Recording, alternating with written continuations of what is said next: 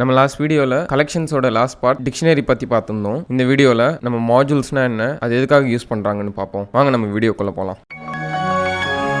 ஒரு பைத்தான் ஃபைலை தான் நம்ம மாஜூல்னு சொல்லுவோம். ஒரு செட் ஆஃப் ஆப்ரேஷன்ஸை ஒரு ஃபைலை எழுதிட்டு அது இன்னொரு ஃபைலில் யூஸ் பண்ணுறதுக்கு தான் நம்ம மாஜூல் யூஸ் பண்ணுவோம். இந்த டேர்மை நீங்கள் ஆல்ரெடி ஃபங்க்ஷன்ஸில் பார்த்துருப்பீங்க. ஒரு செட் ஆஃப் ஆப்ரேஷன்ஸை ஒரு பிளாக்ல போட்டுட்டு அது திரும்பி கால் பண்ணி அந்த ஆப்ரேஷன்ஸை ரன் பண்ணுவோம். அதே மாதிரி தான் இதுவும். என்ன, இது நிறையா ஃபங்க்ஷன்ஸை ஒரு மாஜூலில் போட்டுப்போம். நம்ம பேசிக்காக ஒரு மாஜூல் கிரியேட் பண்ணுவோம். வாங்க நம்ம கோடில் பார்ப்போம். நம்ம பேசிக்காக 2 நம்பர்ஸ்க்கு சம் கண்டுபிடிக்கிற ஃபங்க்ஷன் எழுதுவோம். ஸோ ஒரு மாஜூலை யூஸ் பண்ணுறதுக்கு ஃபஸ்ட்டு நம்ம அதை இம்போர்ட் பண்ணணும். நம்ம இப்போ அந்த மாஜூலை இம்போர்ட் பண்ணுவோம். இப்போ அந்த மாஜூலில் இருக்கிற சம் ஃபங்க்ஷன் நம்ம யூஸ் பண்ணணும்னா ஃபஸ்ட்டு அந்த மாஜூல் எழுதிட்டு டாட் கொடுத்துட்டு அந்த ஃபங்க்ஷன் பேர் சம். ஸோ சம் எழுதிட்டு அதுக்கு 2 பேராமீட்டர் நம்ம கொடுப்போம்.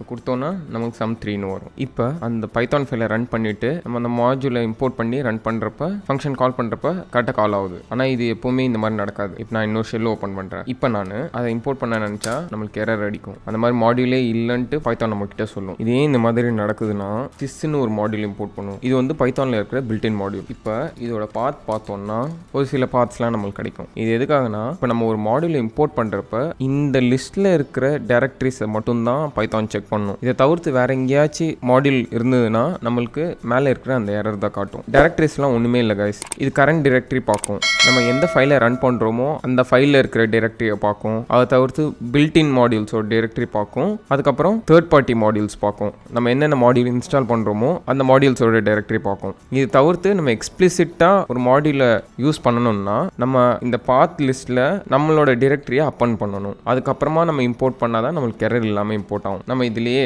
sys.path அப்பன் பண்ணும். இப்போ நம்ம sys.path பார்த்தோன்னா இங்கே நம்ம கொடுத்துருக்கிற டைரக்டரி அப்பண்ட் ஆகிருக்கு. இப்போ நம்ம அந்த மை மாடியூல்ஸை இம்போர்ட் பண்ண பார்த்தா நம்மளுக்கு எரர் அடிக்காது. ஸோ நீங்கள் எக்ஸ்பிளிசிட்டாக வேறு டைரக்டரியிலேருந்து இம்போர்ட் பண்ணணுன்னா இந்த மாதிரி பண்ணலாம். இப்போ நம்ம சும்மா 6ன்னு கரெக்டாக ரன் ஆகும். நம்ம ஃபங்க்ஷன்லேயே மல்டிபிள் ஆர்குமெண்ட்ஸ் வச்சு கூட நம்ம யூஸ் பண்ணலாம். இப்போ சப்போஸ் எத்தனை நம்பர் சம் கண்டுபிடிப்போம் தெரியலையா, வேரியபிள் லென்த் ஆர்குமெண்ட் யூஸ் பண்ணிக்கலாம்.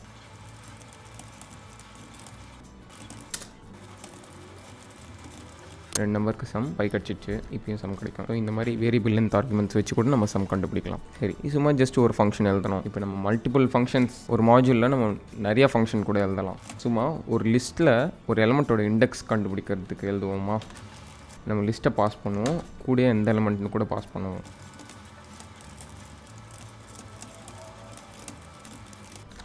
ஸோ லூப் ஐட்ரேட் பண்ணி லிஸ்ட்டில் எலமெண்ட் செக் பண்ணுறோம். இருந்துச்சுன்னா இண்டெக்ஸ் ரிட்டர்ன் பண்ணணும், இல்லைனா -1 ரிட்டர்ன் பண்ணணும். ஓகே, சரியாக சேவ் ஆக மாட்டேங்குது. இந்த மெத்தடை சரியாக கெட் பண்ண மாட்டேங்குது. நம்ம ஷெல்லை க்ளோஸ் பண்ணிவிட்டு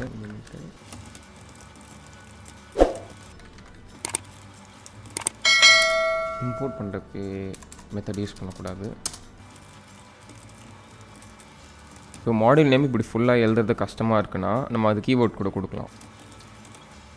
இதுவும் பெருசாக தான் இருக்குல்ல, இப்படி கொடுத்துப்போம்.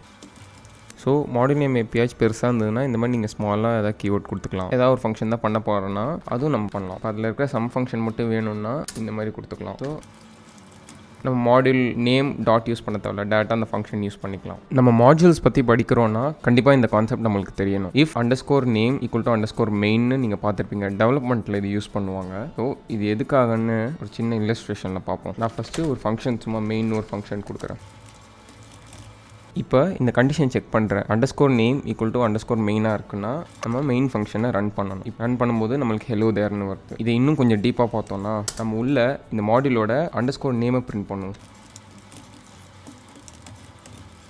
இப்போ நம்ம பார்த்தோம்னா திஸ் மாடல்னு ஆயிடுச்சா. சரி விடுங்க, அந்த மாஜூலோட நேம் வந்து மெயின்னு சொல்லுது. ஸோ இப்போ எந்த பைத்தான் மாஜூல்லேருந்து நம்ம ரன் பண்ணுறோமோ அந்த மாஜூலோட நேம் மெயின்னு வந்துடும். அதனால தான் இங்கே நம்ம கண்டிஷன் செக் பண்ணுறப்ப இந்த கண்டிஷன் ட்ரூ ஆகிட்டு இந்த மெயின் ஃபங்க்ஷன் நம்மளுக்கு ரன் பண்ணி பார்த்தோம். நம்மளுக்கு அந்த மாஜூல் நேம் வந்தது, இல்லையே இந்த ஹெலோ தேர்னு வந்தது. இப்போ நான் இன்னொரு மாஜூல் வச்சுக்கிறேன், செகண்ட் மாஜூல்னு.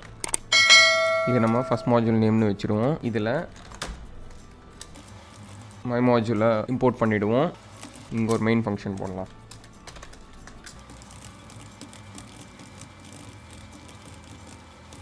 இப்போ இதை ரன் பண்ணோன்னா நம்மளுக்கு செகண்ட் மாட்யூல் மட்டும்தான் ரன் ஆகுது. அது ஏன்னா நம்ம செகண்ட் மாட்யூல்லேருந்து தான் ரன் பண்ணுறோம். ஸோ செகண்ட் மாட்யூல் தான் மெயின் மாட்யூல் ஆகிடும். ஃபஸ்ட் மாட்யூலோட நேம் வந்து மெயின் இருக்காது. அதை நம்ம எப்படி கண்டுபிடிக்கணும்னா இங்கே நம்ம பிரிண்ட் பண்ணுவோம்.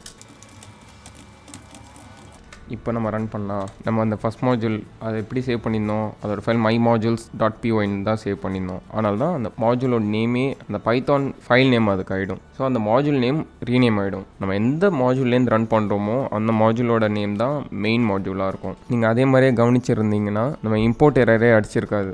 ஏன்னா மை மாட்யூல்ஸும் செகண்ட் மாட்யூலும் ஒரே டிரெக்டரியில் இருக்குது. ஸோ இந்த மாட்யூல் நம்ம ரன் பண்ணுறப்ப இதே டிரெக்டரியில் அந்த மாட்யூல் இருக்கான்னு பார்க்கும். இருந்துச்சுன்னா நம்மளுக்கு எரர் அடிக்காது, அப்படியே ரன் ஆகும். சரி, பைத்தானில் இருக்கிற ஒரு பில்டின் மாட்யூல் பார்ப்போம். மேத். ஸோ மேத்தில் ஒரு சில ஃபங்க்ஷன்ஸ்லாம் இருக்குது. நம்ம பேசிக்காக இருக்கிற ஒரு சில ஃபங்க்ஷன் பார்ப்போம். ஃபஸ்ட்டு சம் கண்டுபிடிக்கலாம். இதில் எஃப் சம்னு இருக்குது. பாயிண்டில் கொடுத்துக்கலாம். 30.7 கிடைக்கும். அந்த மாதிரி ரிமைண்டர் கண்டுபிடிக்கலாம். ஸோ டிவைட் பண்ணக்கூடாது, 2 ஆர்குமெண்ட்டாக தரணும். அப்போ தான் அதை 2த்தையும் டிவைட் பண்ணி ரிமைண்டர் தரும். சீல்னு ஒரு ஃபங்க்ஷன் இருக்குது. இது என்ன பண்ணணும்னா நம்ம எந்த ஆப்ரேஷன் பண்ணுறோமோ நம்ம இங்கே டிவைட் பண்ணுறோம். ஸோ டிவைட் பண்ணிவிட்டு அது இன்டீஜராக இருந்தால் அதே இன்டீஜராக அப்படியே ரிட்டர்ன் பண்ணும். இல்லை ஃப்ளோட்டாக இருந்ததுன்னா அதுக்கு கிரேட்டராக இருக்கிற ஸ்மாலஸ்ட் இன்டீஜர் ரிட்டர்ன் பண்ணும். இப்போ நம்ம 5/2 பண்ணால் நமக்கு 2.5 கிடைக்கும். அதுக்கு லார்ஜராக இருக்கிற ஸ்மாலஸ்ட் இன்டீஜர் 3, அதனால் நமக்கு 3 ரிட்டர்ன் பண்ணுது. அதுமாரி ஃபேப்ஸ்னு ஒன்று இருக்குது. ஃபேப்ஸ்னா எஃப் ஆப்ஸ்.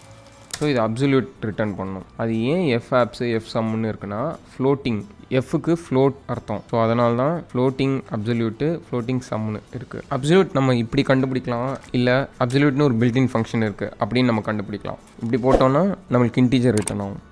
ஸோ இப்போ நம்ம இது பார்த்தது எல்லாமே மேத் மாட்யூலில் இருக்கிறது தான். ஸோ இந்த மாதிரி தான் நம்ம டெவலப்மெண்ட் அப்போ ஒரு சில ஃபங்க்ஷன்ஸ் வந்து ஒரு பைத்தான் ஃபைலில் எழுதி வச்சுருப்போம். அதை இன்னொரு மாட்யூலில் யூஸ் பண்ணுறதுக்கு தான் நம்ம இம்போர்ட் பண்ணிவிட்டு அந்த மாட்யூலில் இருக்கிற ஃபங்க்ஷனை இன்னொரு மாட்யூலில் யூஸ் பண்ணுவோம். ஸோ மாட்யூலுக்கு அவ்வளோதான் கைஸ், ரொம்ப சிம்பிள். ஒரு பைத்தான் ஃபங்க்ஷனை தான் நம்ம மாட்யூல்னு சொல்லுவோம். ஒரு செட் ஆஃப் ஃபங்க்ஷன்ஸை ஒரு ஃபைலில் எழுதிட்டு அது இன்னொரு ஃபைலில் யூஸ் பண்ணுறதுக்கு தான் நம்ம மாட்யூல் கான்செப்ட் யூஸ் பண்ணுவோம். நம்ம அடுத்த வீடியோவில் ஃபைல் ஹேண்ட்லிங் பற்றி பார்ப்போம். இந்த வீடியோ உங்களுக்கு பிடிச்சிருந்ததுன்னா லைக் பண்ணுங்கள், உங்கள் ஃப்ரெண்ட்ஸ் கிட்ட ஷேர் பண்ணுங்கள், சப்ஸ்கிரைப் பண்ணுங்கள், மறக்காமல் அந்த பெல் பட்டனையும் கிளிக் பண்ணுங்கள். நம்ம அடுத்த வீடியோவில் சந்திக்கிற வரைக்கும் ஹாப்பி கோடிங் கைஸ்.